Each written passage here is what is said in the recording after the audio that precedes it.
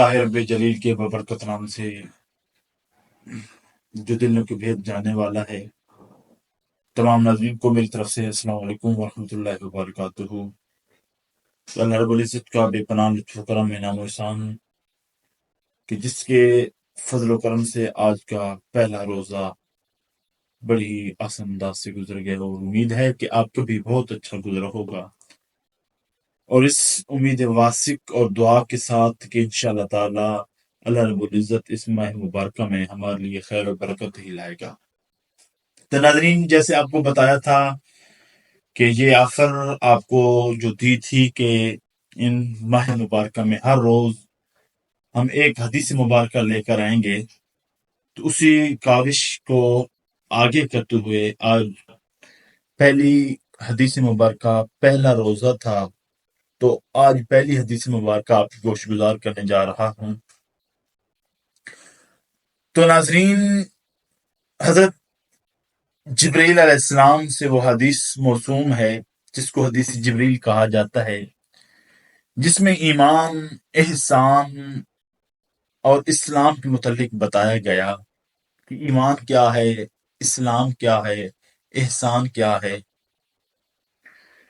تو حضرت ابو عمر رضی اللہ تعالیٰ عنہ سے یہ حدیث مبارکہ مروی ہے کہ کریم آقا صلی اللہ علیہ وسلم کے پاس ہم بیٹھے تھے کہ ایک شخص کریم آقا صلی اللہ علیہ وسلم کی برگاہ میں آتا ہے، اور اس کا لباس انتہائی سفید ہوتا ہے، جبکہ اس کے بال انتہائی سیاہ ہوتے ہیں، اور اس کے جسم پر کوئی سفر کے اثرات نمودار نہیں ہوتے، اور ہم میں سے کوئی یہ بھی نہیں جانتا کہ وہ کون ہے، اس سے پہلے آپ میں سے کسی نے اس کو نہیں دیکھا تھا۔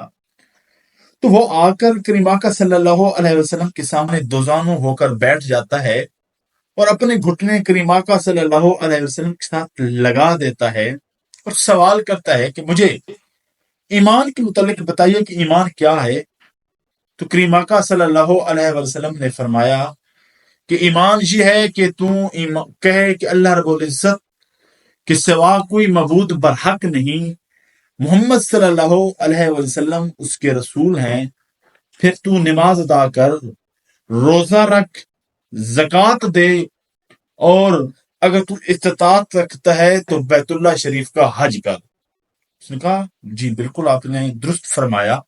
صحابہ کرام عرض کرتے ہیں کہ ہم نے تعجب ہوا کہ سوال ہی خود کر رہا ہے، اس کے جواب کی تصدیق بھی خود کر رہا ہے، یہ ماجرا کیا ہے؟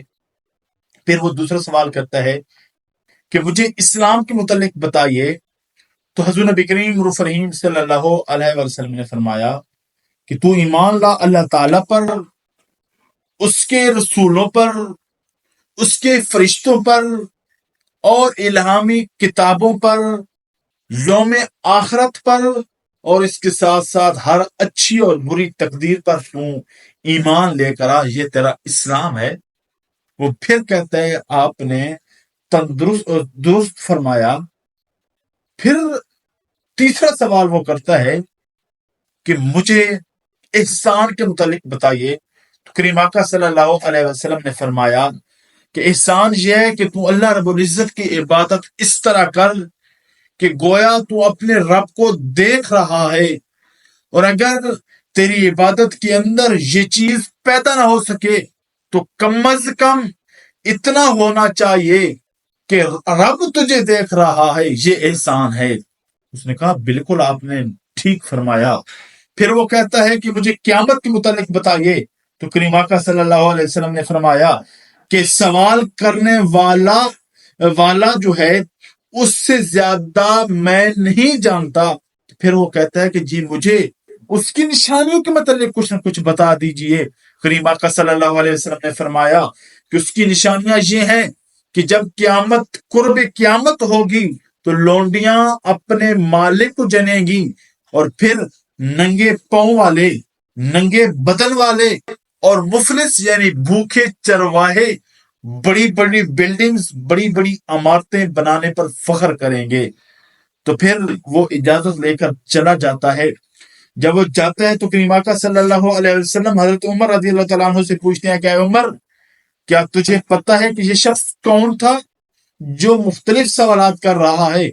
عرض کرتے ہیں یا رسول اللہ صلی اللہ علیہ وسلم، اللہ رب العزت یا اس کا رسول ہی بہتر جانتا ہے کہ وہ کون تھا، میں نہیں جانتا۔